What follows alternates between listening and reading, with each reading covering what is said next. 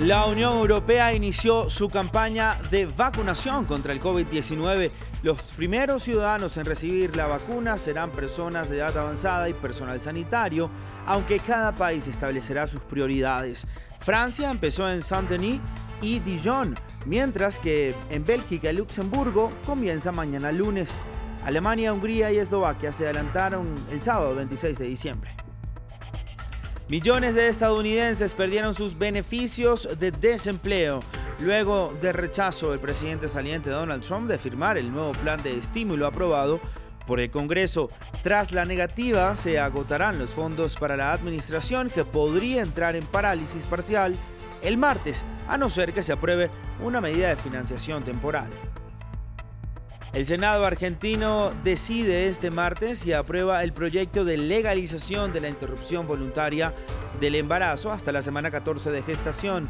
Tras la aprobación del proyecto hace 2 semanas en la Cámara de Diputados, todas las miradas están puestas en el Senado, históricamente más conservador y que en 2018 votó en contra de un proyecto similar. Muy buen día, gracias por continuar con nosotros en France 24. Soy Raúl Blanco, un gusto saludarlos. Comenzamos este informativo en la Unión Europea porque inició su campaña de vacunación masiva contra el COVID-19 con la vacuna desarrollada por Pfizer-BioNTech, luego de recibir el visto bueno de la Agencia Europea de Medicamentos. Francia empezó en Saint-Denis y Dijon. España, Portugal, Italia, Austria y República Checa son algunas de las naciones que iniciaron el día de hoy, en lo que los líderes de la Unión Europea llamaron Día B o Día de la Vacuna. El bloque oficialmente entonces se embarca en este programa de vacunación masiva para sus habitantes más vulnerables y el personal médico. La presidenta de la Comisión Europea, Ursula von der Leyen, calificó el lanzamiento del programa de vacunación como un conmovedor momento de unidad para los 450 millones de personas que viven en los 27 Estados miembros. Por su parte, los ciudadanos expresan su alegría al ser vacunados. Ahora que la paciente ha sido vacunada, podrá ser acompañada de regreso a su habitación y la vigilaremos de cerca durante los primeros 15 minutos. Y luego mantendremos una vigilancia un poco menos estricta durante la primera media hora. Y luego listo, la vacunación habrá terminado. Y mientras Europa ha asegurado ya cientos de millones de dosis para sus ciudadanos, en América Latina los comienzos son mucho más modestos. Veamos ahora cómo está el panorama en la región.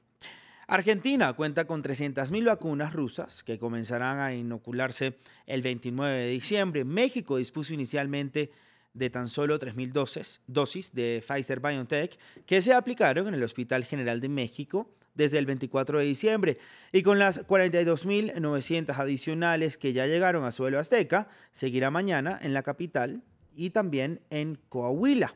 Las autoridades sanitarias de Costa Rica empezaron con 9.750 dosis el 24 de diciembre y en Chile 10.000 dosis de Pfizer-BioNTech también se empezaron a inocular el día previo a Navidad.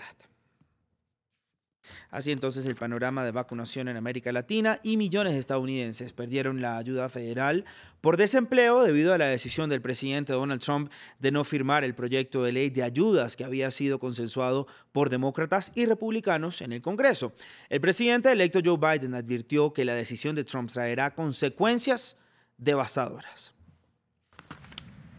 Todo estaba en las manos del presidente. Donald Trump no puso su firma en el proyecto de ley de estímulo y cerca de 14 millones de estadounidenses perdieron los beneficios por desempleo por lo menos por una semana. Un acuerdo había sido logrado luego de meses de negociaciones tortuosas entre los demócratas y republicanos en el Congreso. Pero a inicios de esta semana, el mandatario se rehusó a firmar el proyecto de ley, diciendo que los $600 de ayuda estipulados para los individuos no eran suficientes. Le pido al Congreso que enmiende este proyecto de ley y aumente los ridículamente bajos $600 a $2,000. El proyecto de ley que ahora planean enviar a mi escritorio es muy diferente de lo previsto. Es realmente una desgracia. Palabras que tomaron al Congreso por sorpresa. Trump no se opuso al acuerdo el pasado lunes cuando fue sometido a votación. Y de hecho eran los demócratas los que habían insistido en que los estadounidenses deberían recibir un monto más alto.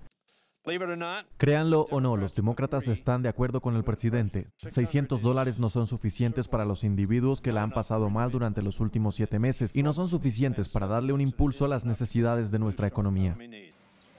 Con su decisión, Trump puso millones de dólares de ayuda económica en el limbo, incluyendo 286.000 millones para las familias y los desempleados, 284.000 millones para los pequeños negocios y 70.000 millones para las vacunas y pruebas de COVID.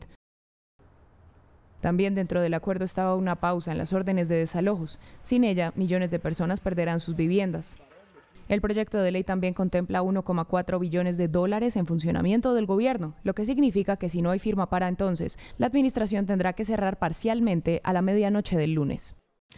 Las autoridades estadounidenses creen que la explosión del viernes en el centro de la ciudad de Nashville, en Tennessee, pudo ser un acto suicida. El Buró Federal de Investigación FBI allanó tras una orden judicial una vivienda en el barrio de Aintuch, en el sureste de la ciudad, para determinar si los aparentes restos humanos que se hallaron en la zona de la explosión pertenecían a la persona que residía en esa casa.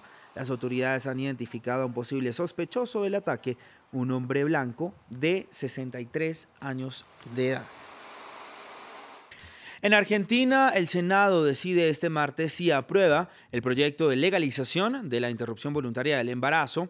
La iniciativa ya fue aprobada en primera instancia por los diputados hace 2 semanas y con los senadores divididos entre verdes, partidarios de legalizarlo, y los celestes, los contrarios, y la votación emparejada. La vicepresidenta Cristina Fernández será quien preside el Senado, será quien decide. Sebastián Espinosa nos cuenta más. A puertas de convertirse en ley, el aborto libre en Argentina está en manos del Senado. El proyecto de ley que plantea que se permita interrumpir el embarazo hasta la semana 14 ya fue aprobado por la Cámara de Diputados y este martes cerca de 70 senadores deciden sobre el proyecto de ley que lleva la firma del presidente Alberto Fernández. Los del sí, o verdes, aseguran que la penalización hace que miles de mujeres mueran al llevar a cabo abortos clandestinos. Tenemos el derecho a poder decidir sobre nuestros proyectos de vida, sobre si queremos o no queremos tener hijos y de querer tenerlos cuántos queremos tener y si decidimos interrumpir el embarazo, que lo podamos hacer de manera autónoma y libre sobre nuestros cuerpos y vidas.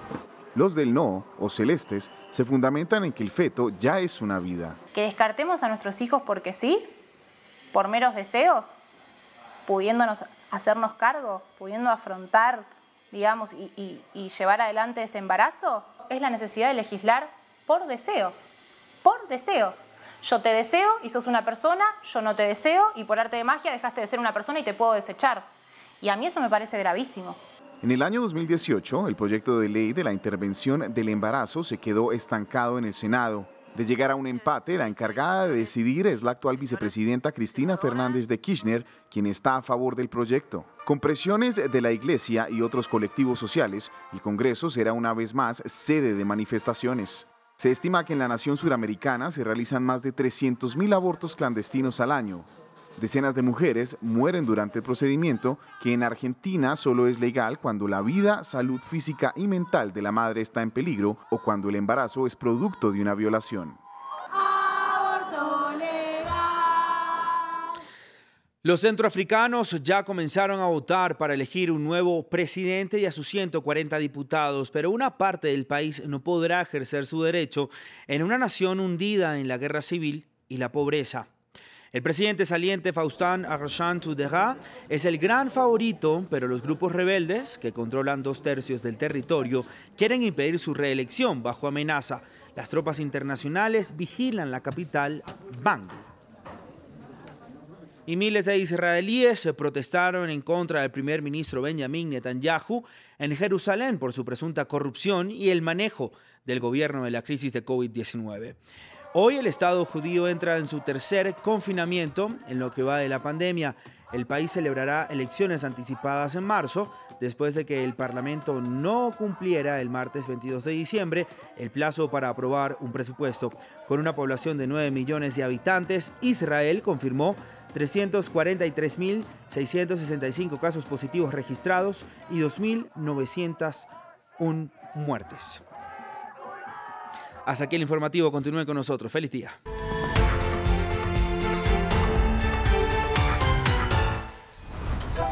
Versalles, el Louvre.